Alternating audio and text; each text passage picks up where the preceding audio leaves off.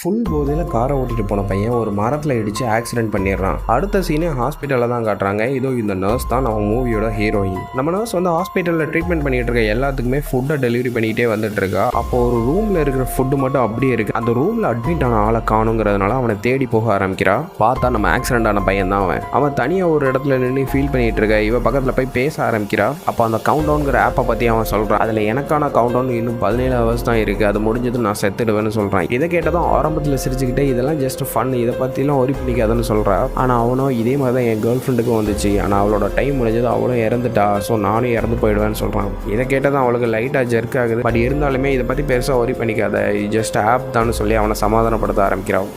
அங்கேருந்து கிளம்புனவ ஸ்டாப்ஸ் இருக்கிற ரூமுக்கு வரான். அங்கே இருக்கிற எல்லாருமே இதே ஆப்பை பற்றி தான் பேசிகிட்டு இருக்காங்க. இதை கேட்டதும் அப்படி என்னதான் இந்த ஆப்பில் இருக்குன்னு டவுன்லோட் பண்ணி பார்க்கலாமே டவுன்லோட் பண்ணி பார்க்குறா. பார்த்தா அவளுக்கான கவுண்டவுன் இன்னும் 2 days தான் காட்டுது. இதை பார்த்து தான் அவளுக்கு லைட்டாக டென்ஷனாக ஆரம்பிக்குது. பட் இருந்தாலுமே அவள் அப்படியே அவளோட வீட்டுக்கு போயிடுறா. ஆனால் ஹாஸ்பிட்டலில் தான் காட்டுறாங்க ஆக்சிடென்ட் ஆன பையனோட கவுண்டவுன் இன்னும் சில நிமிடங்கள் தான் இருக்குன்னு.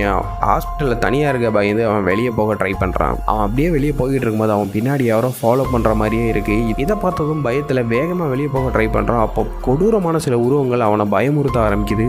அவனோட ஃபோனில் இருக்க கவுண்டவுன் இன்னும் சில நொடிகள் இருக்க அவனோட ஃபோன் மட்டும் கீழே வந்து விழுது. அதோட கவுண்டவுன் முடியவும் அவனும் கீழே விழுந்து இறந்து போயிடுறான்.